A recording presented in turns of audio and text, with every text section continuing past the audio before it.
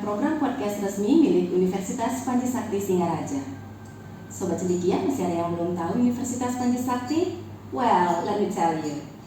Universitas Panji Sakti berlokasi di Jalan Bisma nomor 22 Singaraja, Bali.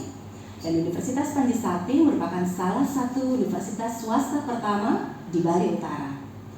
Baru-baru ini berdasarkan EduRank 2022, Universitas Panji Sakti masuk peringkat kedua sebagai universitas terbaik di Mileleng.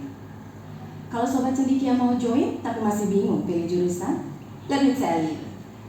Hingga saat ini Universitas Panji Sakti sudah memiliki 6 program studi yang sudah terakreditasi. Di antaranya ada program studi agroteknologi di bawah Fakultas Pertanian, ada program studi manajemen di bawah Fakultas Ekonomi. Yang ketiga ada program studi hukum di bawah Fakultas Hukum. Yang keempat ada program studi administrasi publik di bawah Fakultas Ilmu Administrasi. Yang kelima, program studi bimbingan dan konseling di bawah Fakultas Keguruan dan Ilmu Pendidikan. Dan yang baru saja berdiri yaitu program studi teknologi informasi di bawah Fakultas Teknik.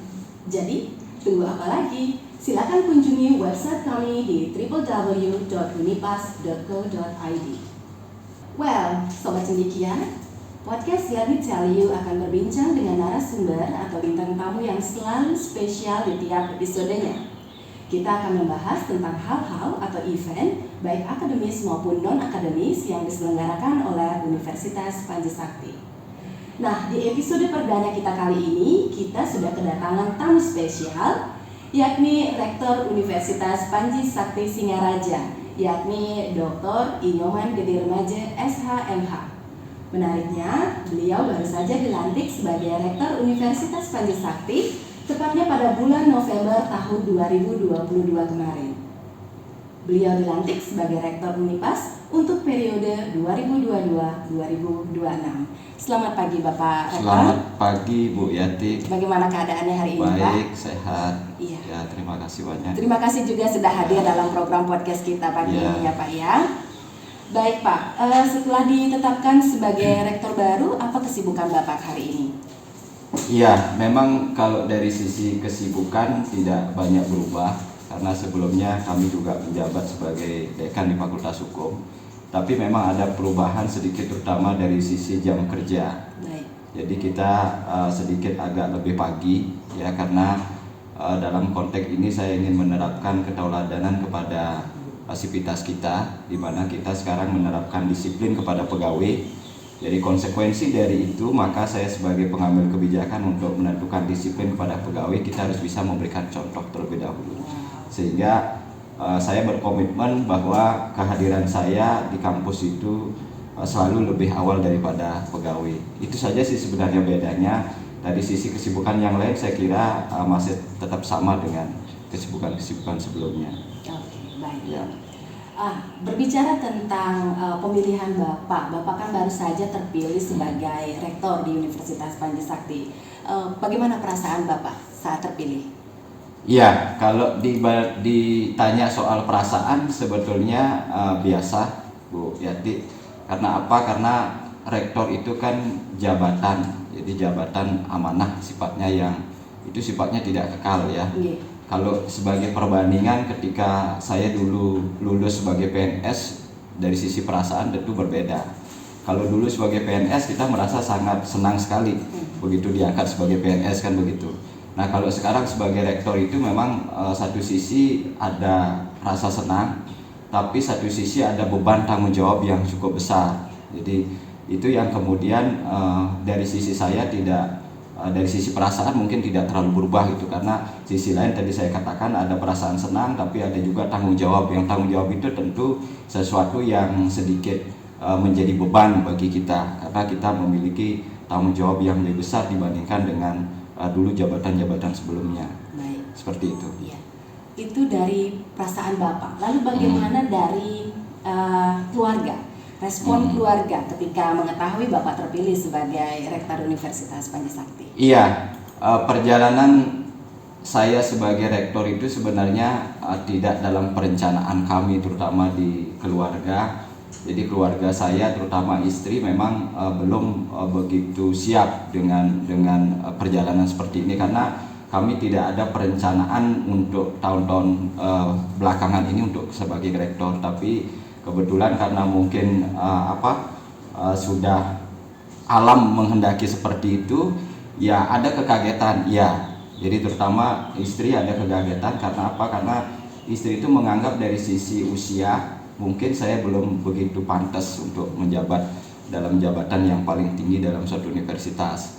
Itu karena dari sisi usia tentu pengaruhnya adalah tingkat emosional, kestabilan emosi, pengalaman, dan saya kira itu yang membuat istri kurang pede gitu kalau saya menjadi rektor. Tapi karena memang teman-teman menghendaki dan juga mungkin sudah mungkin waktunya alam menghendaki seperti itu, ya apa boleh buat. Jadi dari sisi saya sebagai pribadi tentu dengan pengalaman-pengalaman saya dulu sebagai wakil dekan kemudian sebagai dekan, itu menjadi suatu modal tersendiri untuk bagaimana saya bisa memegang amanah ini dengan baik ke depannya. Mungkin Astungkari bisa berjalan dengan lancar. Astungkari ya Bapak ya. Baik, sekarang kita akan berbicara tentang spesifik dengan visi misi Bapak sebagai rektor baru ya Pak ya. Kira-kira apa yang akan Bapak lakukan selama 4 tahun ke depan sampai periode tahun 2026 ini nantinya Pak? Iya, ada beberapa program prioritas, ini saya sedikit ngutip ya. Karena saya sudah persiapkan, ada program-program yang secara prioritas akan kita coba laksanakan selama 4 dekade ini, 4 tahun ke depan ini. Tetapi saya kira program-program yang saya prioritaskan ini memang bukan program yang, tidak semua program itu merupakan program baru. Ada program-program yang memang kita merupakan kelanjutan dari program-program sebelumnya. Oh, dari pejabat sebelumnya. Iya, di pejabat sebelumnya, karena Pak Maitre sebagai rektor sebelumnya itu memang sudah memasang fondasi yang cukup kuat terhadap lembaga kita, sehingga keuntungan saya adalah kita hanya tinggal meneruskan, ya, kemudian meningkatkan program-program yang dulu sudah digarap oleh beliau. Ada 4 program yang prioritas yang akan kita lakukan. Itu ada beberapa. Yang pertama itu adalah peningkatan akreditasi. Nah, akreditasi ini tentu menjadi suatu hal yang urgent dan menjadi tanggung jawab kita sebagai lembaga perguruan tinggi untuk memberikan jaminan kepada lulusan kita bahwa lembaga kita memang layak untuk dijadikan sebagai lembaga pendidikan dan mereka memang layak untuk masuk di tempat kita. Itu dari sisi akreditasi, terutama peningkatan mutu akreditasi institusi. Nah, berkaitan dengan mutu akreditasi institusi, memang kita sudah menyiapkan beberapa langkah strategis yang untuk kita bisa mencapai itu. Yang pertama, kita mengoptimalkan peran LPM. Jadi berkat bantuan dari yayasan juga, itu ada perangkat-perangkat motor penggerak daripada LPM ini sudah mulai didanai. Jadi diberikan diberikan tunjangan jabatan, sehingga dengan harapan adanya tunjangan jabatan itu memberikan vibrasi yang positif terhadap kinerja mereka, baik itu dari LPM di tingkat universitas sampai dengan lembaga penjaminan mutu tingkat fakultas, termasuk juga prodi-prodinya. Jadi kita harapkan bisa berfungsi dengan baik. Nah, di dalam kinerja mereka kan salah satunya itu ada audit mutu internal. Nah, itu harus secara rutin itu dilakukan, dan kami sudah menyampaikan kepada Ketua LPM untuk 6 bulan ke depan ini itu harus menjadi skala prioritas di dalam kinerja mereka. Kemudian yang kedua, kita sudah membentuk tim akreditasi institusi yang kita harapkan mereka bisa bekerja dengan optimal, sehingga harapannya 6 bulan ini juga ada bukti kinerja dari yang mereka tunjukkan terkait dengan akreditasi itu. Kemudian yang ketiga, langkah kita adalah menerapkan administrasi dan dokumentasi. Jadi persoalan yang kadang-kala kita alami adalah kita sering melakukan kegiatan, tetapi kita lupa mendokumentasikannya. Nah, ke depan nanti kita itu menjadi skala prioritas, artinya kita melakukan kegiatan, apapun kegiatan yang kita lakukan itu harus kita administrasikan, kemudian harus kita dokumentasikan, plus harus kita publikasikan. Itu menjadi suatu hal yang wajib ke depan harus kita lakukan. Tentu itu tujuannya adalah bagaimana kita bisa meningkatkan mutu akreditasi kita. Kemudian program prioritas yang kedua yang menjadi harapan kita ke depan untuk kita bisa lakukan adalah peningkatan capaian IKU perguruan tinggi, indikator kinerja utama perguruan tinggi. Di situ ada 8 poin, tetapi yang realistis yang kita bisa capai dan kita bisa optimalkan, itu saya kira ada 6 poin yang secara realistis kita bisa lakukan. Yang pertama adalah menyiapkan lulusan siap kerja, dan ini memang sesuatu yang sudah sering kita lakukan, yang sudah dilakukan oleh pimpinan-pimpinan sebelumnya, di mana sudah terbuktikan bahwa lulusan-lulusan kita itu memang serapannya sangat besar di beberapa instansi yang membutuhkan tenaga kerja. Jadi itu bisa kita buktikan dari lulusan kita, banyak yang sudah bekerja, bahkan sudah menduduki posisi-posisi yang sangat strategis di lembaganya masing-masing. Itu yang pertama. Kemudian yang kedua, kita menerapkan program MBKM. Jadi sebagaimana indikator kinerja kita yang kedua, indikator kinerja PT yang kedua itu adalah mahasiswa mendapatkan pengalaman di luar kampus. Jadi salah satu parameternya adalah bagaimana lembaga itu bisa menerapkan program MBKM ini secara maksimal. Jadi program MBKM itu di mana mahasiswa itu mendapatkan perkuliahan 3 semester di luar prodinya. Nah, ini kita harapkan mereka benar-benar bisa mendapatkan pengalaman di luar kampus, sehingga tidak hanya pengalaman di dalam kampus saja. Itu. Dari 6 prodi itu apakah sudah semua ke-6 prodi menerapkan MBKM? Iya. Kemarin kita sudah komitmen dengan pimpinan-pimpinan fakultas dari tahun 2022 ya. Okay. Itu semua prodi sudah menerapkan MBKM dengan mengubah kurikulum mereka. Jadi semua prodi itu sudah memiliki kurikulum yang berbasis MBKM. Nah, itu kita harapkan itu bisa diterapkan dengan maksimal, sehingga janji kita kepada pemerintah terutama dan kepada masyarakat untuk memberikan kesempatan kepada mahasiswa untuk memilih itu bisa kita lakukan. Ya, itu Bu Yati. Kemudian yang ketiga dari IKU kita adalah mendorong dosen berkegiatan di luar kampus. Dan ini juga sudah kita lakukan, sekarang kita tinggal memaksimalkan saja.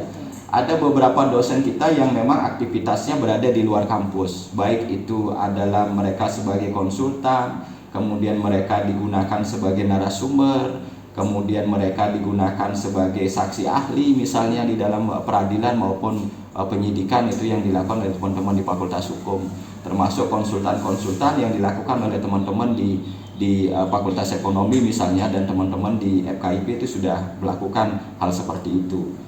Kemudian yang lain adalah meminta praktisi mengajar. Nah, ini juga salah satu indikator kinerja kita, dan itu juga kita harus maksimalkan karena tidak semua prodi itu sekarang memiliki dosen yang berasal dari praktisi. Hanya beberapa prodi, dan harapannya nanti semua prodi itu bisa memaksimalkan kita mengangkat teman-teman yang beraktivitas di praktisi itu di bidangnya masing-masing. Misalnya kalau di hukum itu misalnya pengacara, kejaksaan, hakim, itu bagaimana bisa kita minta waktunya untuk bisa meluangkan waktu untuk ngajar di tempat kita.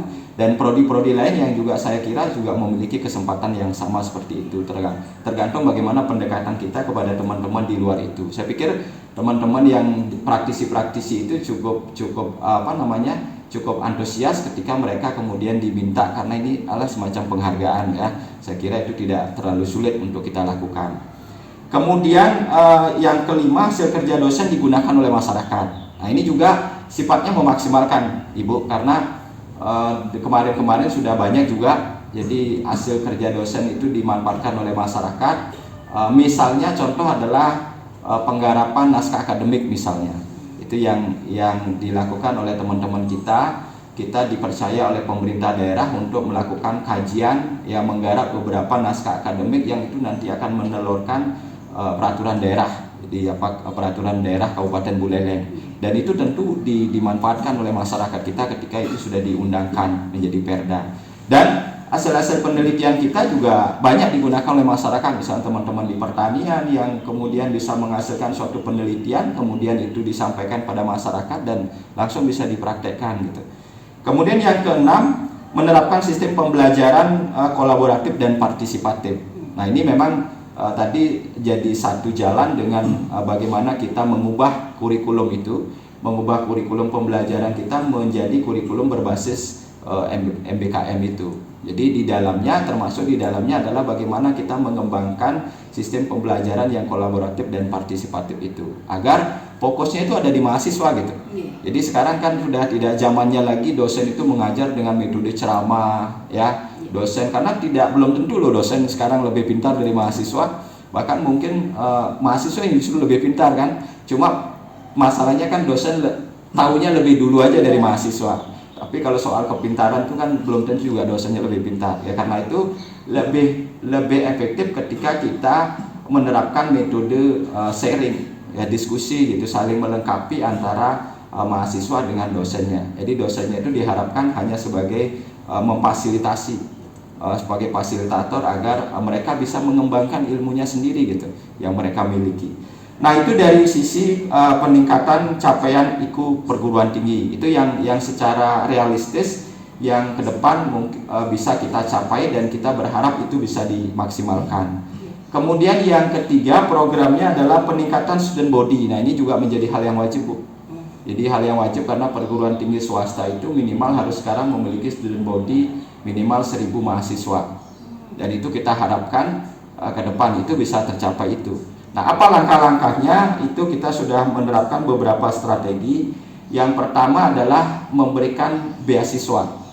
Jadi beasiswa kita sebagai salah satu penyalur beasiswa yang disalurkan oleh pemerintah, yaitu beasiswa bidik misi, itu kita salurkan sebanyak-banyaknya. Kemudian yang kedua memberikan bantuan diskon dapendik, jadi dana pendidikan. Kita berikan diskon bahkan sampai dengan 50%. Kita berikan diskon terhadap prodi-prodi tertentu atau terhadap kelas-kelas tertentu. Itu kita berikan. Kemudian yang kedua adalah penerapan pembelajaran blended. Jadi penerapan pembelajaran blended itu adalah suatu sistem pembelajaran yang campur antara luring dengan daring ya. Jadi ini kan sebetulnya sangat diharapkan dalam konteks pangsa pasar kita adalah mahasiswa yang banyak bekerja dengan kesibukannya masing-masing. Tentu waktunya mereka untuk datang ke kampus itu menjadi agak bermasalah. Jadi karena itu kita kemudian menyiapkan suatu mekanisme bagaimana caranya mereka bisa belajar, bisa kuliah sambil bekerja. Itu dengan cara menerapkan sistem blended ini. Jadi campuran gitu. Iya, menarik di bagian sistem pembelajaran blended itu. Jadi khususnya untuk pembelajaran daring ini apa yang sudah diupayakan oleh pihak universitas agar pembelajaran, terutama pembelajaran daring ini bisa berjalan secara optimal, Pak? Iya, kalau kita pengalaman kemarin dalam COVID-19 kan memang semua menerapkan pembelajaran daring, tetapi metode yang kita gunakan kan masih manual sifatnya, masih menggunakan metode misalnya Zoom atau Google Meet dan seterusnya yang disiapkan oleh vendor-vendor tertentu kan gitu, platform tertentu gitu. Nah sekarang kita berusaha untuk punya sendiri. Kita sekarang sudah mengembangkan LMS kita, Learning Management System. Jadi kalau itu misalnya kita bisa aktifkan dan ini metodenya sudah ada, tinggal kita bagaimana kita bisa menerapkan, melatih dosen-dosen kita untuk bisa menggunakan sistem itu sehingga kemudian dari sistem itu akan kita bisa terkontrol sistem pembelajarannya, pelaporannya dan seterusnya. Baik, langkah strategi selanjutnya yang kita akan lakukan untuk bagaimana meningkatkan student body kita adalah sekarang Universitas Panji Sakti kita ditawari program yang disebut dengan rekognisi pembelajaran lampau RPL. Jadi pemerintah memprogramkan ada calon-calon mahasiswa yang sudah bekerja di beberapa instansi itu sekarang bisa diakui keahliannya di tempat kerja itu dengan kita rekognisi konversi ke SKS. Nah itu ada program seperti itu dari pemerintah dan kita ditawarin itu dan kita siap untuk ikut dalam program itu dan kita sekarang sedang mempersiapkan itu dengan persyaratan-persyaratan yang ada. Jadi mudah-mudahan kita bisa lolos program LPL itu, jadi rekognisi pembelajaran lampau. Kalau kita lolos itu maka ini akan menjadi suatu hal yang positif bagi perekrutan mahasiswa kita karena teman-teman yang sudah bekerja di beberapa instansi itu mereka bisa diakui keahliannya. Karena secara fakta kan misalnya teman-teman polisi misalnya, secara fakta mereka kan sudah menerapkan hukum, ya kan? sudah menerapkan hukum, cuma mereka kewenangan dalam hal formalitas ijazah nggak punya gitu. Nah inilah yang bisa kita akui dalam pembelajaran program RPL ini, sehingga ada beberapa keahliannya yang kemudian kita akui dan kita masukkan ke dalam SKS. Itu kalau nggak salah ada pengakuan sebanyak 12 SKS. Nah itu tentu menjadi hal yang positif sehingga mereka tidak harus menempuh waktu 4 tahun untuk melakukan kuliah. Mudah-mudahan kita lolos dalam program itu. Berarti untuk realisasi RPL ini kan harus ada konversi ke SKS-nya. Itu PR besar ya Pak ya, karena kita harus mendeskripsikan masing-masing mata kuliah sehingga cocoknya yang mana masuknya kompetensi dari jadi itu nanti kan kita buat pedomannya secara universal, kita buat pedomannya, kemudian nanti akan diterjemahkan oleh teman-teman di fakultas, sehingga teman-teman di fakultas itu akan tahu sesuai dengan keahliannya, oh mereka itu bekerjanya di instansi ini, apa bidang keahliannya yang cocok dengan mata kuliah yang kita punya. Misalnya kalau saya contohkan, karena saya di fakultas hukum, teman-teman di polisi itu kan mereka sudah bergerak melayani misalnya dalam penegakan hukum. Contoh lah, teman misalnya di penyidik, mereka belum sarjana, kemudian kita rekrut menjadi mahasiswa, ya bisa nanti hukum acara pun bisa kita konversi itu. Jadi mereka tidak perlu mengambil itu karena secara praktek mereka sudah menerapkan gitu. Nah itu salah satu contoh, sehingga ke depan kalau program itu bisa goal kita dapatkan, maka ini pasti akan mendongkrak jumlah mahasiswa kita. Ya, kemudian yang terakhir, yang ini juga bukan hal yang baru di kita. Jadi bagaimana caranya mendongkrak student body itu adalah dengan pemberlakuan kelas khusus. Jadi beberapa prodi kita sudah melakukan itu, dan itu memang buktinya sangat signifikan.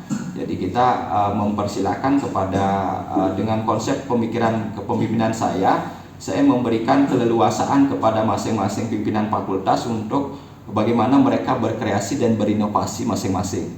Dan karena itu model sistem yang mereka terapkan nanti di masing-masing fakultas bisa jadi akan berbeda satu dengan yang lain.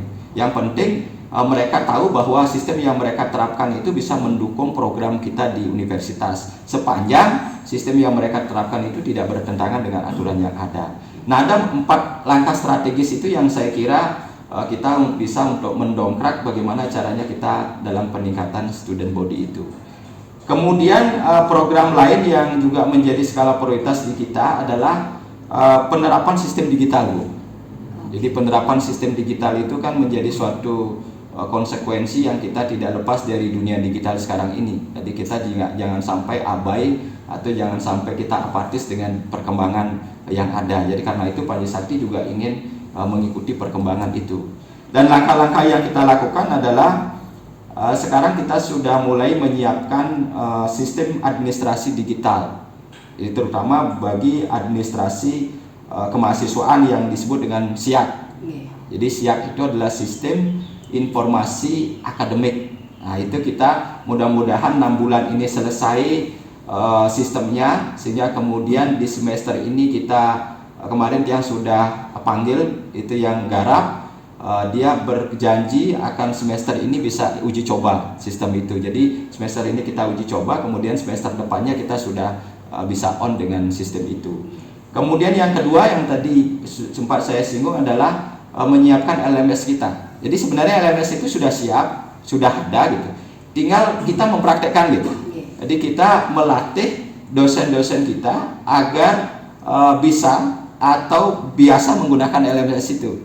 Jadi kalau kemarin zaman COVID kita kan hanya memakai misalnya Zoom, bahkan ada yang belajar dengan WA misalnya kan, itu kan sangat tidak standar ya kalau kita dalam sistem pembelajaran. Nah sekarang kita sudah punya Learning Management System LMS itu, kita harapkan itu benar-benar bisa beroperasi dengan cara melatih teman-teman dosen. Kemudian yang ketiga, untuk penerapan sistem digital ini kita sekarang berusaha untuk menggunakan paperless. Jadi tidak lagi menggunakan paperless, tidak lagi menggunakan kertas gitu. Jadi beberapa yang sudah uji coba di tingkat universitas, beberapa surat-surat kita sudah tidak pakai kertas lagi, dan sudah kita PDF-kan dan sudah kita kirim berdasarkan pada digital itu. Jadi kita berharap teman-teman di fakultas juga menerapkan yang sama, sehingga di sisi lain kita mengikuti zaman sekarang digital itu, sisi lain kita juga ada efisiensi soal kertas itu. Lumayan anggaran kertas yang kita anggarkan di tahun anggaran sebelumnya itu lumayan besar. Berkurang dengan ya, kalau sekarang ya. misalnya kita gunakan maksimal, kita menggunakan sistem ini kan itu bisa mengurangi yang cukup banyak efisiensi itu. Kemudian yang terakhir dari penerapan sistem digital itu adalah saya lagi menjajaki ini soal tanda tangan digital. Jadi tanda tangan digital kemarin saya sudah sempat komunikasi dengan Kepala Dinas Kominfo di pemerintahan Kabupaten Buleleng, dan beliau sanggup untuk memfasilitasi kita bagaimana caranya mengakses atau syarat-syarat apa yang diperlukan agar kita bisa mendapatkan tanda tangan digital itu. Jadi harapannya kenapa ini kita juga menjadi skala prioritas, harapannya nanti itu lebih memudahkan dan mengefektifkan kita dalam bekerja. Jadi tidak harus dengan kita menandatangan di atas kertas kan, tetapi kita langsung dengan sistem itu kita bisa lakukan gitu. Jadi lebih mudah, lebih cepat. Jarak ya Pak ya, jarak waktu ya. Ya, jadi lebih cepat, lebih mudah kan gitu. Jadi kesempatan kita juga dari mana saja kita bisa tanda tangan sehingga tidak menunggu lagi. Jadi tidak lagi menunggu kalau misalnya rektor ada di tempat lain kemudian harus nunggu di ruangan sampai berhari-hari gitu. Itu usaha-usaha yang kita inginkan ke depan untuk bagaimana tadi kita bisa menerapkan sistem digital itu. Kemudian yang kelima, program prioritas yang juga saya terapkan di kepemimpinan saya adalah peningkatan mutu layanan. Jadi peningkatan mutu layanan salah satunya kita pada saat yang dilantik sebagai rektor, kami sudah meluncing moto Universitas Panji Sakti, yaitu moto kita adalah mewujudkan visi dan misi Universitas Panji Sakti dengan sakti.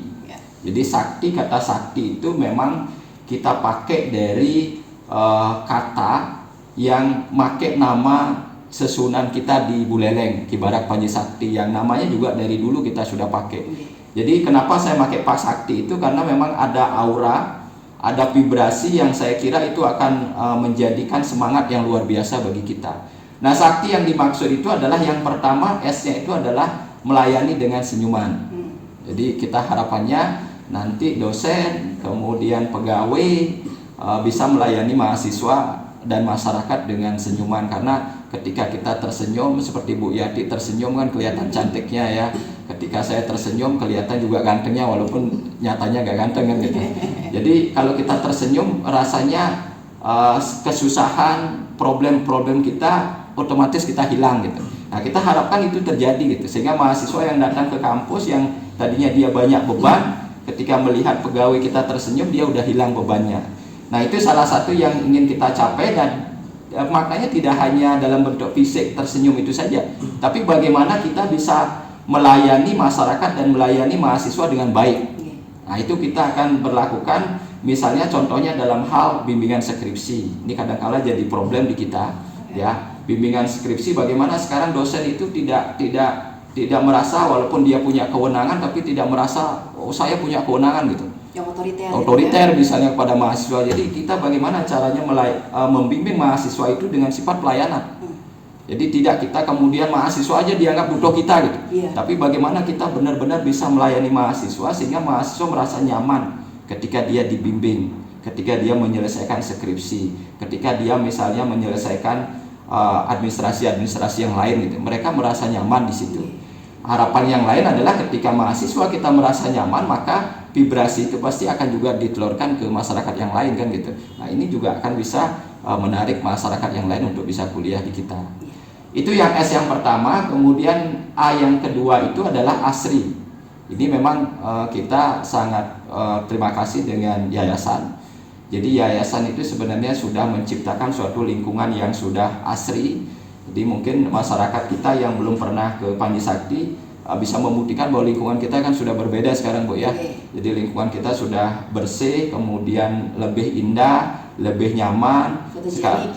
Sekarang tinggal bagaimana kita bisa asri di tempat kerja kita masing-masing. Itu yang penting mungkin harus ditingkatkan. Ya. Jadi K itu kita itu seperti kreatif dan inovatif. Kita berikan keleluasan kepada baik itu kepada pimpinan, kepada sivitas, kepada UKM, kepada senat mahasiswa untuk bagaimana masing-masing itu menanamkan kreativitas dan inovasinya. Kita harapkan itu tumbuh dari masing-masing sivitas gitu. Kemudian motto yang ke berapa sekarang? Keempat ya. Keempat T ya, tertib. Tertib itu kita maknai dengan tertib administrasi dan tertib kerja. Jadi tertib administrasi kita mulai sekarang ada komitmen baik itu dari universitas maupun dengan yayasan soal tertib administrasi, misalnya soal anggaran itu. Kemudian tertib administrasi soal tadi saya setiap kegiatan kita harus mendokumentasikan, mempublikasikan, itu mulai kita tertibkan sekarang. Kemudian tertib administrasi soal pendaftaran mahasiswa itu sudah mulai kita daftarkan. Nah, ke depan mudah-mudahan SIAK ini segera selesai, maka semuanya akan dihandle dalam sistem itu. Jadi ketika itu dihandle dalam sistem itu, maka semua yang bersifat manual ini baik penerimaan mahasiswa, anggaran, itu kita bisa akomodir di dalam sistem itu. Kemudian tertib yang kedua kan kita maknai dengan tertib disiplin.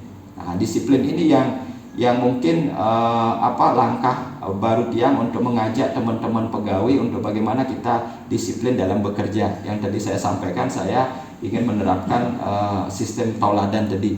Jadi dengan kita datang lebih awal dibandingkan dengan pegawai. Nah, ini kita sekarang mewajibkan pegawai untuk memiliki jam kerja dan datang pada jam kerja yang bersangkutan. Jadi kita sudah menggunakan sistem sidik jari, walaupun di tempat lain sudah banyak menggunakan itu, tapi kita di Panji Sakti baru menerapkan kali ini. Ya, dengan sistem itu harapannya pegawai itu bisa datang tepat waktu dan bisa juga pulang sesuai dengan waktu yang ditentukan. Karena prinsipnya pegawai itu kan pelayan, Bu.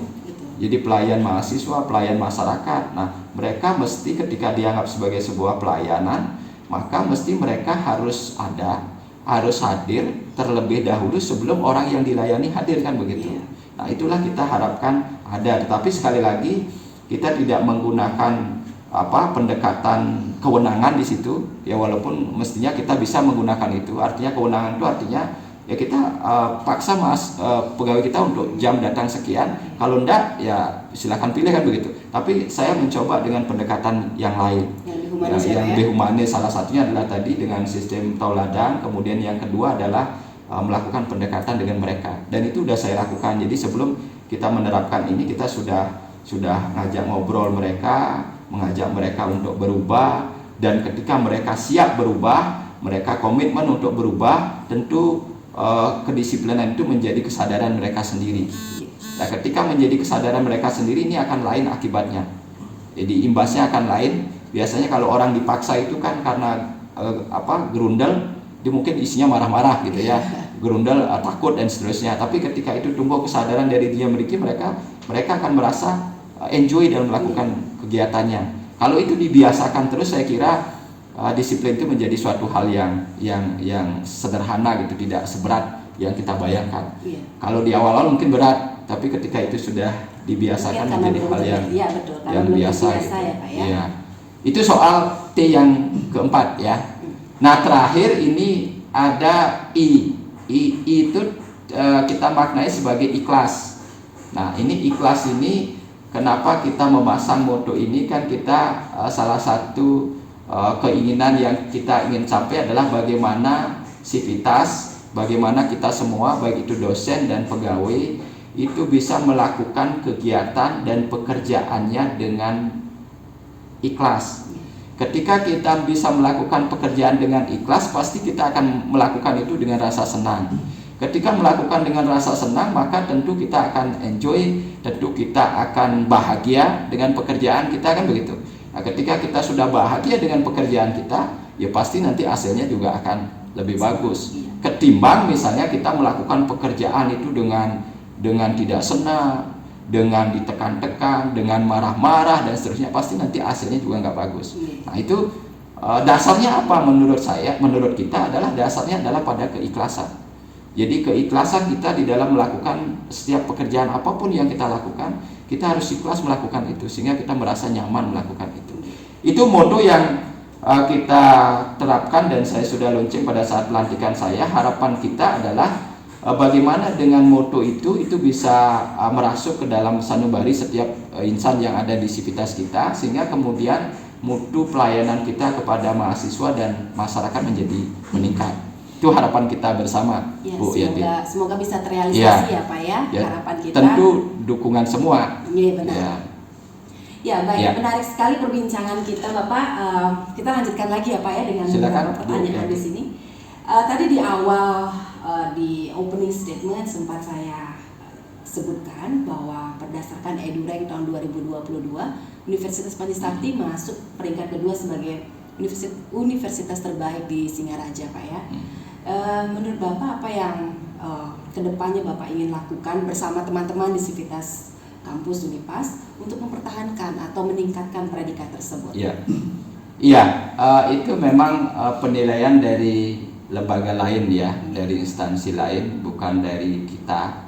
Jadi tentu predikat itu harus kita akui dengan bukan sebagai kebanggaan, tetapi sebagai suatu tanggung jawab, sebagai suatu hal yang harus kita pertahankan dan kita tingkatkan. Nah, saya memang melihat salah satu parameter yang digunakan di dalam penilaian itu adalah salah satunya adalah bukti lulusan. Jadi serapan lulusan di beberapa instansi pemerintah itu digunakan sebagai salah satu parameter untuk menentukan apakah perguruan tinggi itu dianggap baik atau tidak. Dan saya melihat dari parameter penilaian salah satunya menggunakan itu. Itu memang saya kira secara fakta memang iya, karena apa? Karena sekali lagi tadi saya sampaikan bahwa memang lulusan kita yang sudah lulus dari Panji Sakti itu memang menunjukkan kondisi-kondisi seperti itu. Bahkan tadi sempat saya sampaikan bahwa lulusan kita menduduki posisi-posisi yang strategis itu. Jadi sekarang ada sebagai ketua DPRD misalnya, kemudian pejabat-pejabat struktural di pemerintah daerah, kemudian ada di kepolisian menjabati posisi-posisi strategis, bahkan kepala BNNK juga alumni kita kan begitu. Dan di tempat-tempat lain tidak hanya di Kabupaten Buleleng, di tempat lain juga ada alumni-alumni kita yang menduduki posisi-posisi yang strategis. Nah, tentu kalau parameternya seperti itu sangat layaklah kita kemudian lembaga lain memberikan penilaian yang seperti itu. Tapi saya kira itu bukan sebagai suatu kebanggaan yang kita harus berbangga diri, tetapi itu adalah sebagai suatu tanggung jawab kita untuk bagaimana kita bisa mempertahankan.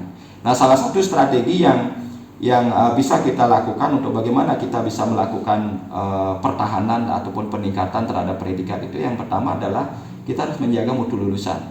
Yang tadi saya sampaikan, mutu lulusan kita harus dijaga dengan cara apa? Dengan cara adalah bagaimana membekali mahasiswa kita dengan bekal-bekal yang memang cukup untuk mereka gunakan untuk mencari kerja.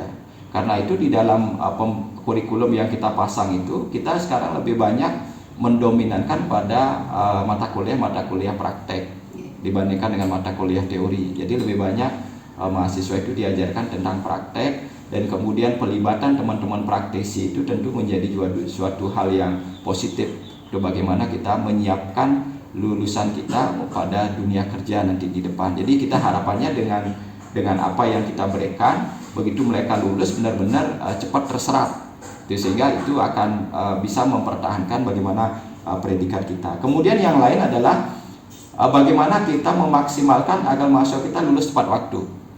Jadi saya berharap mungkin nanti ada kebijakan-kebijakan yang kita keluarkan agar tidak ada mahasiswa lulus lebih dari 4 tahun. Jadi maksimallah kita lulus itu 4 tahun, atau kalau bisa memungkinkan dengan program tadi RPL tadi, saya kira itu sangat memungkinkan untuk kita lulus di bawah 4 tahun. Mungkin 3 tahun setengah sudah bisa.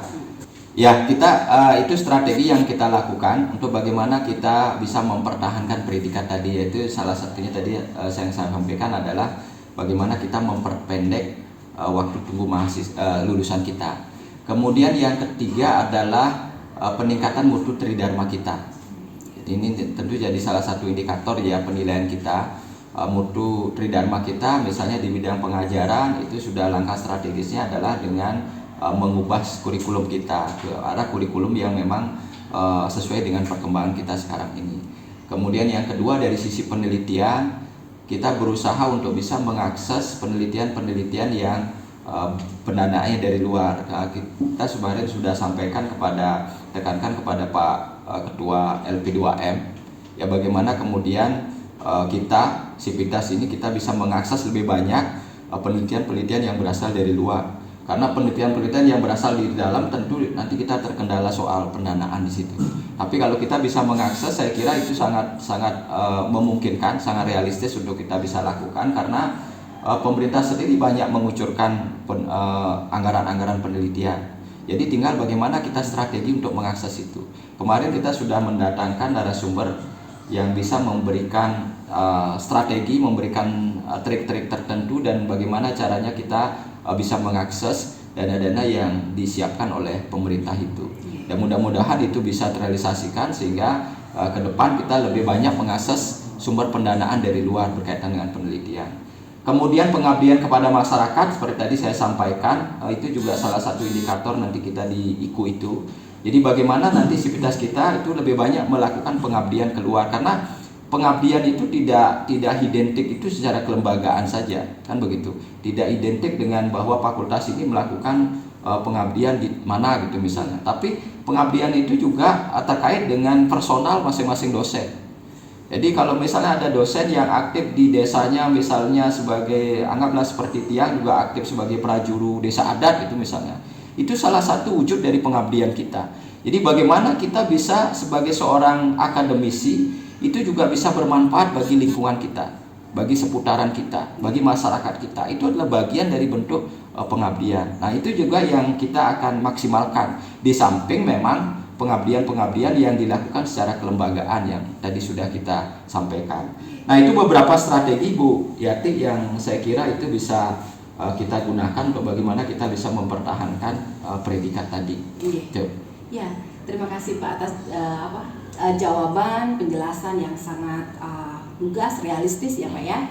Baik, kita lanjutkan lagi Pak. Ini dalam kaitannya menghadapi revolusi industri 4.0 ya istilahnya ya. Jadi apa yang kampus Universitas Panji Sakti lakukan atau persiapkan untuk menghadapi revolusi industri 4.0 ini? Iya, seperti saya sampaikan tadi bahwa kita tidak bisa nutup mata terhadap perkembangan teknologi sekarang ini karena zaman sekarang teknologi itu nomor satu ya. Kalau kita misalnya menutup mata terkait dengan itu maka kita akan tertutup sendiri, kita akan mati sendiri. Karena itu kita mesti harus terbuka dengan perkembangan yang ada. Dan bagaimana kita lembaga Universitas Panji Sakti untuk menghadapi atau mungkin mengikuti perkembangan itu adalah beberapa hal yang kita bisa lakukan. Yang pertama adalah penerapan sistem digital yang tadi saya sudah sampaikan ya. Jadi kita berusaha Unipas itu menjadi salah satu lembaga yang menggunakan sistem digital dalam aktivitasnya sehari-hari. Itu yang pertama. Yang kedua, sekarang kita buka prodi TI, Bu. Jadi prodi TI ini juga perlu kita sampaikan kepada masyarakat bahwa zaman sekarang ini memang teknologi itu menjadi nomor satu. Jadi harusnya masyarakat juga harus melek teknologi.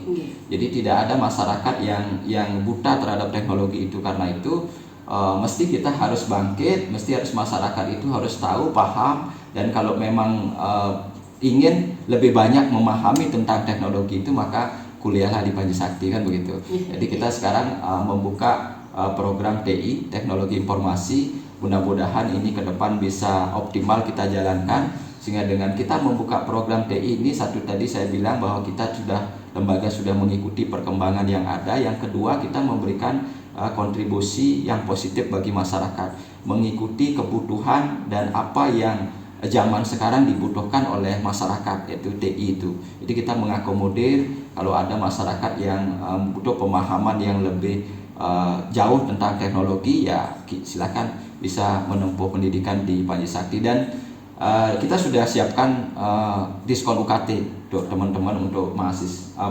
masyarakat yang mau kuliah di TI kita di Unipas Panji Sakti. Jadi kita siapkan diskon UKT yang lumayan besar ya. Jadi mudah-mudahan itu menjadi suatu pemicu bagi masyarakat untuk daripada kuliah jauh-jauh ya. Jauh-jauh juga sama kan, kualitas kita, dosen-dosen kita juga tidak kalah dengan tempat-tempat lain gitu. Daripada kita harus membuang waktu dan anggaran yang besar untuk kuliah tempat lain, kalau ada di sekitar kita, kenapa harus jauh, kan begitu. Jadi kita berharap prodi ini bisa kita bangkitkan, kita tumbuhkan, sehingga satu sisi kita bisa mendongkrak itu tadi jumlah student body kita, satu sisi kita bisa memberikan kontribusi positif bagi masyarakat. Baik. Itu Ibu. Ya, terima kasih ya Pak ya. Kita lanjutkan kembali. Ini berkaitan dengan kualitas dosen Pak. Menurut Bapak bagaimana strategi untuk meningkatkan kualitas dosen? Iya, kualitas dosen itu memang sebagai suatu PR yang cukup berat ya bagi kita, terutama bagi Tiang. Kenapa saya sampaikan begitu? Karena kualitas dosen itu tidak hanya berkaitan dengan kemampuan, tapi juga berkaitan dengan jumlah ya.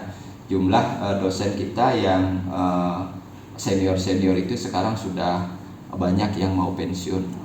Dan beliau-beliau itu dari sisi kualitas, dari sisi kemampuan, dari sisi pengetahuan, pengalaman itu luar biasa. Mereka adalah dosen-dosen yang dari semenjak Unipas ini berdiri ada sampai dengan Unipas sampai berkembang seperti ini karena mereka gitu. Dan sekarang mereka sudah mau pensiun. Dan ini tentu merupakan PR yang sangat besar bagi kita, terutama bagi saya yang memimpin di periode ini. Ini PR yang sangat besar, karena itu kita sudah membuat komitmen, agreement dengan yayasan bagaimana caranya kita melakukan regenerasi dosen-dosen ini. Karena jangan sampai kita terputus di situ. Ketika banyak dosen pensiun, kita tidak ada dosen baru, nanti khawatirnya nanti kita akan terputus regenerasinya. Karena itu langkah strategi yang kita gunakan untuk meningkatkan mutu dosen itu salah satunya adalah regenerasi ini. Kemarin kita sudah sampaikan pada yayasan kan untuk meningkatkan jumlah penerimaan dosen baru. Namun memang terkendala kita soal anggaran kan begitu. Tetapi ada metode-metode yang sudah kita sepakati bagaimana caranya kita bisa merekrut dosen-dosen yang baru tanpa harus membebani anggaran. Dan itu sudah kita temukan formulasinya sehingga ke depan itu tinggal dipraktekkan. Nah, harapannya ketika ada dosen-dosen yang baru muncul, ya saya kira kualitas dosen yang baru ini tidak kalah dengan dosen-dosen yang lama, karena tipikal antara dosen lama dengan sekarang kan agak berbeda. Kalau dosen yang lama mungkin kemampuannya itu ada di kotaknya, di kepalanya kan, semuanya sudah ada di dirinya. Tapi yang dosen-dosen baru ini kan sekarang kemampuannya adalah kecanggihan teknologi. Ya itu yang bisa mendongkrak, nanti akan bisa dari sisi perbandingan mungkin tidak akan kalah jauh dengan dosen-dosen senior gitu. Karena mereka sudah sangat familiar dengan alat-alat yang ada di sampingnya. Jadi tidak mesti harus ada di kepalanya gitu. Sudah ada, mereka bisa canggih menggunakan alat-alat yang disediakan gitu, teknologi terutama. Dan saya kira itu tidak mempengaruhi soal kualitas. Kemudian yang lain untuk meningkatkan kualitas dosen, memang kita mendorong dosen kita yang baru S2 untuk pendidikan S3 dengan program beasiswa. Kita fasilitasi untuk bisa mengakses beasiswa yang diprogramkan oleh pemerintah. Kemudian kita mendorong teman-teman yang jabatan fungsionalnya masih bisa ditingkatkan, kita dorong untuk ditingkatkan.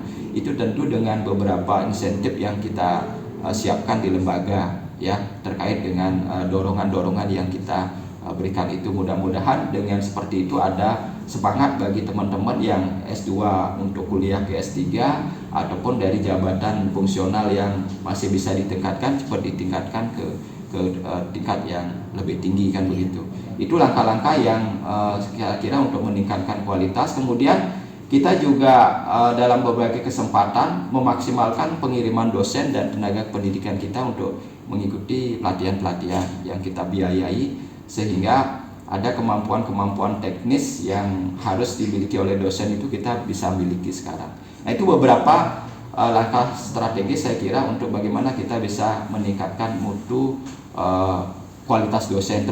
Tentu itu adalah berkat dukungan juga, dan harus ada dukungan dari yayasan kan begitu terkait dengan itu.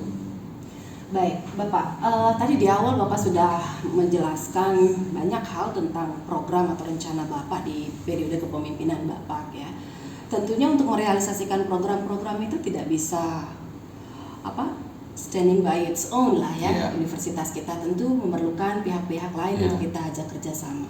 Lalu bagaimana dengan kaitannya dengan kerjasama dengan pihak lain? Perguruan tinggi kita atau Unipas sudah bekerja sama dengan pihak mana saja, Pak? Iya, jadi memang pepatah mengatakan orang sukses itu tidak bisa bekerja sendiri ya, karena Orang sukses itu harus juga ada dukungan dari lingkungannya. Nah, kaitannya dengan itu maka lembaga kita akan bisa berkembang, akan bisa menjadi sukses ke depannya. Itu tidak bisa kita lakukan sendiri, apalagi dengan kemampuan keuangan kita yang tidak sebegitu besar gitu. Tentu ini menjadi suatu hal yang berat kita lakukan sendiri. Karena itu kita harus memaksimalkan fungsi networking kita, jaringan kita di luar, untuk kita bisa fungsikan, kita bisa membantu bagaimana kita bisa berkembang. Nah, networking itu tentu bisa kita lakukan ketika kita menjalin kerjasama, kan begitu. Nah, kerjasama yang selama ini kita sudah lakukan dengan beberapa universitas misalnya, itu di catatan saya ada 10 universitas yang kita sudah ajak bekerja sama. Yang pertama itu ada Undiksa, jadi universitas negeri yang besar yang ada di Buleleng. Kemudian dengan Udayana, kita sudah ada MOU-nya dengan Stang Pukuturan. Selanjutnya ada kerjasama dengan Universitas Dwi Jendra. Kemudian yang lain ada Undiknas, ya. Kemudian STY, STKIP Agama Hindu, STKIP Bangli, Universitas Jember. Kemudian STISIP Margarana Tabanan. Jadi catatan yang kita punya ada 10 universitas yang kita sudah ajak bekerja sama. Tentu kerjasama dengan universitas itu tidak cukup ya. Jadi dari sisi penerapan akademik kita bekerja sama dengan teman-teman akademik, kan begitu. Tapi dari sisi yang lain kita juga harus bekerja sama. Contohnya misalnya dengan pemerintahan daerah. Jadi pemerintah daerah kita sudah ada kerjasamanya. Kemudian dengan instansi-instansi yang lain di bawah pemerintah daerah itu beberapa OPD sudah kita membangun SPK, surat kerjasama dengan masing-masing fakultas yang kita ada. Kemudian dengan lembaga-lembaga penyiaran misalnya dengan RRI, kemudian dengan radio-radio yang lain kita sudah juga membangun kerjasama.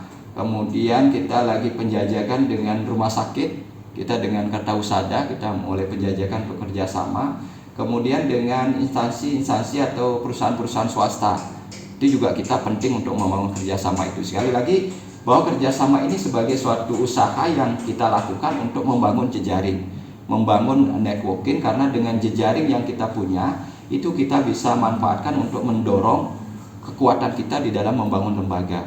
Jadi sekali lagi saya sampaikan bahwa kesuksesan kita membangun lembaga itu tidak hanya bisa mengandalkan kemampuan sendiri. Kita juga harus bisa mengoptimalkan bagaimana kita bisa meminta teman-teman atau instansi yang lain juga bisa membantu kita. Dan saya kira itu sangat realistis. Kenapa demikian? Karena kerjasama ini kan tidak hanya kepentingan kita saja.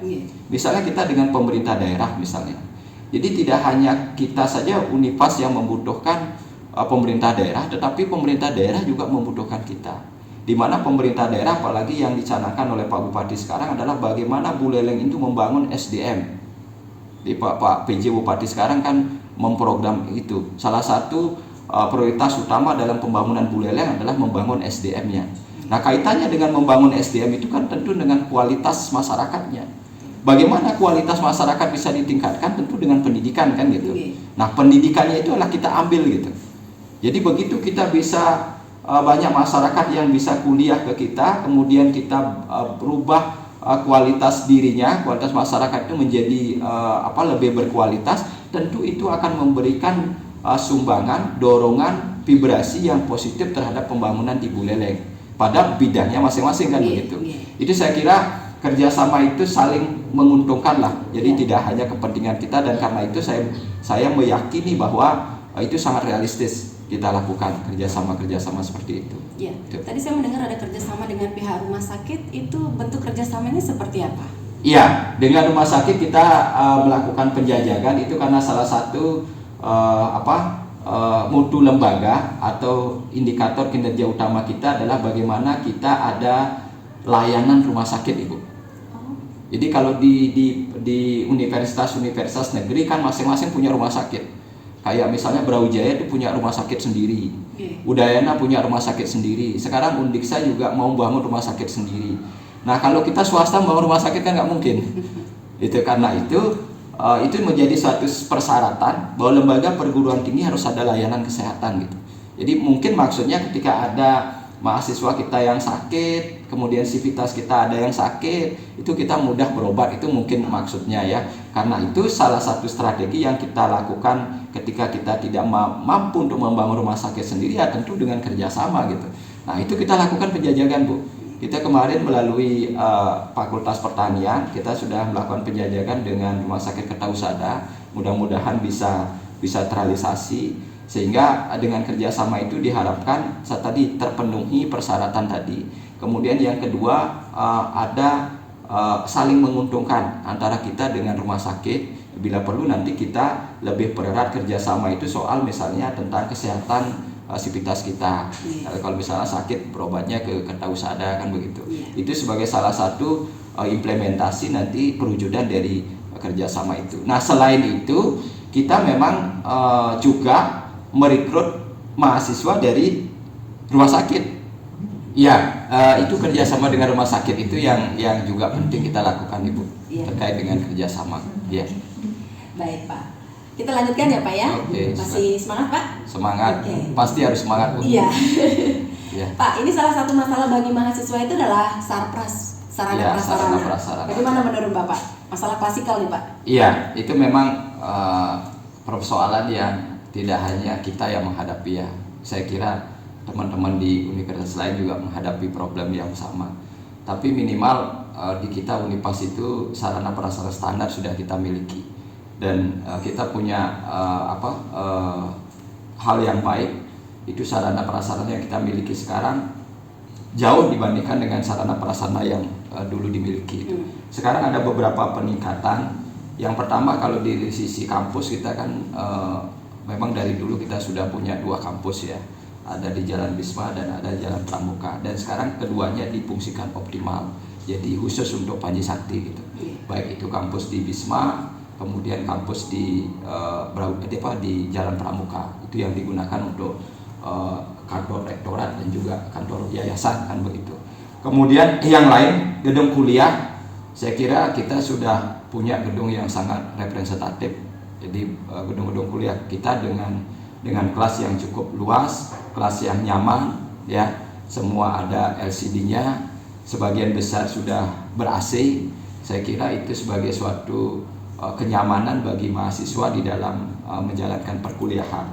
Kemudian yang lain ada gedung pertemuan, kita punya 2, yang besar-besar ada aula, ada auditorium sebagai tempat-tempat pertemuan, dan itu juga sering dimanfaatkan oleh masyarakat di luar.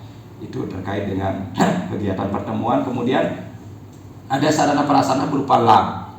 Kita punya lab komputer, punya lab bahasa Inggris, kemudian punya lab hukum, lab BK. Kita sekarang kan ada layanan ya, layanan konseling bagi masyarakat yang membutuhkan pelayanan konseling. Itu kita di FKIP, kita melalui FKIP kita buka lab itu. Kemudian juga kita memiliki perpustakaan yang cukup besar dengan buku yang cukup banyak. Parkir yang sangat luas, kita punya parkir yang sangat representatif, itu yang sangat luas, yang saya kira itu sangat membantu mahasiswa di dalam perkuliahan. Dan kemudian kita melengkapi dengan sarana WiFi area. Jadi sebagai bentuk perwujudan kita mengikuti perkembangan dunia digital, tentu fasilitas WiFi ini menjadi satu hal yang prioritas juga. Kita mengucurkan anggaran yang cukup lumayan untuk bagaimana kita mewujudkan WiFi area itu bisa terwujud dengan baik. Saya kira itu sebagian gedung, dan selebihnya ini memang menjadi tanggung jawab yayasan, Ibu, berkaitan dengan peningkatan sarana prasarana. Dan yayasan sekarang sudah mulai ada pembangunan, mulai ada renovasi untuk mempercantik gedung kita, terutama yang sekarang lagi digarapkan gedung kita di Jalan Pramuka, itu mulai dipercantik. Jadi harapannya ketika gedung itu dipercantik, maka masyarakat itu semakin tertarik dengan kampus kita. Baik Pak. Iya, kita lanjutkan pertanyaan selanjutnya nih Pak. Adakah langkah konkret untuk mewujudkan transparansi perguruan tinggi? Iya. Transparansi itu kan salah satu yang menjadi jargon dalam transparansi itu kan soal anggaran ya. Jadi soal anggaran itu kemarin di dalam rapat senat maupun rapat dengan yayasan, kita sudah ada komitmen Ibu, terutama saya sebagai rektor dengan Pak Ketua Yayasan, kita sudah membangun komitmen bahwa kita harus ada transparansi soal anggaran, soal pengeruntukan anggaran, dan kedisiplinan kita di dalam menggunakan anggaran itu. Kemarin sudah ada komitmen seperti itu dengan Pak Ketua Yayasan, walaupun sebelum-sebelumnya memang sudah ada gitu, tapi kita tekankan lagi agar bagaimana pendanaan kita, karena sumber pendanaan kita kan lebih banyak itu dari mahasiswa. Jadi agar itu bisa difokuskan, itu tidak ada bocor-bocor anggaran, misalnya kita lebih maksimalkan, lebih tekankan soal tadi berkaitan dengan administrasi keuangan itu. Kita udah ada komitmen dengan yayasan, tadi saya sampaikan tentang transparansi anggaran, kemudian kedisiplinan dalam penggunaan anggaran. Jadi kedisiplinan yang dimaksud adalah kita kan setiap tahun membuat rencana anggaran. Jadi rencana anggaran belanja kan begitu, yang kita buat, yang konsepnya dibuat oleh universitas, kemudian dibahas dalam rapat senat, kemudian metodenya setelah dibahas dalam rapat senat disetujui oleh yayasan. Begitu disetujui dan ditetapkan anggaran tahun itu, maka kita beroperasional melakukan tindakan dan perbuatan sesuai dengan anggaran itu, sesuai dengan pos anggaran itu. Itulah yang saya maksudkan dengan disiplin dalam penggunaan anggaran. Jadi penggunaan anggaran kita harus benar-benar sesuai dengan pos anggaran itu. Apa pos anggarannya? Ya itulah anggaran yang bisa digunakan. Di luar itu tidak ada gitu. Sehingga dalam perencanaan itu kita harus membuat perencanaan yang matang. Tidak bisa misalnya saya sebagai rektor misalnya, saya maunya sekarang begini gitu. Kemudian kita realisasikan anggaran sesuai dengan kemauan saya, itu nggak bisa. Jadi kita harus melihat di anggaran itu ada nggak posnya. Kalau ada bisa kita realisasikan, kalau nggak ada nggak bisa. Sehingga apa ide kita itu harus kita tuangkan di dalam perencanaan di berikutnya. Nah itu yang seperti itu kita mencoba sekarang kita lebih tekankan sehingga tidak ada penggunaan anggaran-anggaran di luar dari pos anggaran itu. Nah itu dari sisi anggaran tentu sangat positif itu, karena jangan sampai nanti penggunaan anggaran itu kita melebihi, justru apa yang kita rencanakan untuk kita lakukan tidak bisa kita lakukan. Dan itu sudah kita ada komitmen itu dengan Ketua Yayasan. Itu berkaitan dengan anggaran. Kemudian transparansi yang lain ini berkaitan dengan akademik misalnya, dengan kita menerapkan nanti sistem SIAK itu, jadi sistem informasi akademik itu, maka sistem penilaian itu akan lebih transparan dia, Bu. Jadi dosen akan menginput nilainya langsung kepada sistem itu, dan mahasiswa akan langsung melihat di sistem itu, sehingga tidak ada tangan lain. Kalau selama ini kan kita masih manual, dosen itu menyetornya kepada pimpinan fakultas, nanti fakultas akan menginput ke Poltar Dikti, kemudian baru dikasihkan ke mahasiswa. Nah sekarang dari proses di awal mahasiswa udah tahu itu. Jadi begitu dosennya nanti menginput di sistem itu, mahasiswa udah tahu bahwa dosennya itu memberikan nilai berapa gitu misalnya. Dan itu memang akan masuk di situ seperti itu di fakultas itu, sehingga tidak memungkinkan ada hal-hal yang lain yang terjadi. Dan memang sebelumnya sih sudah ada tekanan bahwa seperti yang misalnya dulu di Fakultas Hukum memang ada komitmen di kita bahwa soal nilai itu urusan dosen, tidak ada kaitannya dengan kita sebagai dekan misalnya, nggak ada kewenangan soal nilai. Itu dekan itu sebenarnya lebih banyak kewenangannya adalah soal administratif dan pelayanan gitu. Kalau soal kewenangan, soal nilai itu adalah kewenangan dosen. Jadi dekan itu nggak boleh mencampuri gitu. Nah itu kita nanti wujudkan dalam sistem SIAK itu. Begitu SIAK terwujud, maka ya yang wewenang penuh terhadap nilai itu dosen. Nggak bisa yang lain untuk mempengaruhi itu. Nah itu dari sisi transparansi nilai. Transparansi yang lain ya dari sisi kinerja saya kira itu juga kita akan optimalkan. Jadi seperti tadi saya sampaikan bahwa setiap kita melakukan apa, kita dokumentasikan dan kita publikasikan. Nah itu kan sebagai wujud transparansi juga kan kepada masyarakat bahwa ini loh Univas ada, Univas sekarang ada di Buleleng, aktivitasnya apa, kegiatannya apa, bermanfaat apa tidak kepada masyarakat, itu akan terlihat dari publikasi-publikasi yang kita lakukan. Nah itu sebagai wujud transparansi, Bu. Iya, baik. Pertanyaan terakhir ini Pak ya. Jadi pesan apa yang Bapak ingin sampaikan kepada para penonton podcast Univas kita, Pak? Silakan. Iya, terima kasih. Terakhir dari saya kepada masyarakat Buleleng, saya berharap kita sudah punya lembaga perguruan tinggi swasta yang paling tua di Buleleng sebagai lembaga pendidikan. Mari kita gunakan, mari kita manfaatkan dengan baik, dan kami sangat terbuka, kami sangat siap untuk melayani Bapak Ibu, adik-adik SMA dan SMK yang mau menempuh kuliah di kami akan siap melayani, dan kami memberikan banyak kemudahan. Kami memberikan banyak fasilitas, terutama berkaitan dengan beasiswa. Jadi banyak beasiswa yang kami tawarkan, diantaranya bidik misi, kemudian ada diskon-diskon Dapendik, dana pendidikan yang kita tawarkan kepada mahasiswa. Mari bergabung kepada kami, dan kami menyiapkan 6 program studi yang bisa masyarakat pilih. Itu ada prodi pertanian, kemudian ada fakultas ekonomi, ada fakultas hukum, ada fakultas ilmu administrasi, ada fakultas ilmu pendidikan FKIP, kemudian yang satu lagi ada fakultas prodi TI.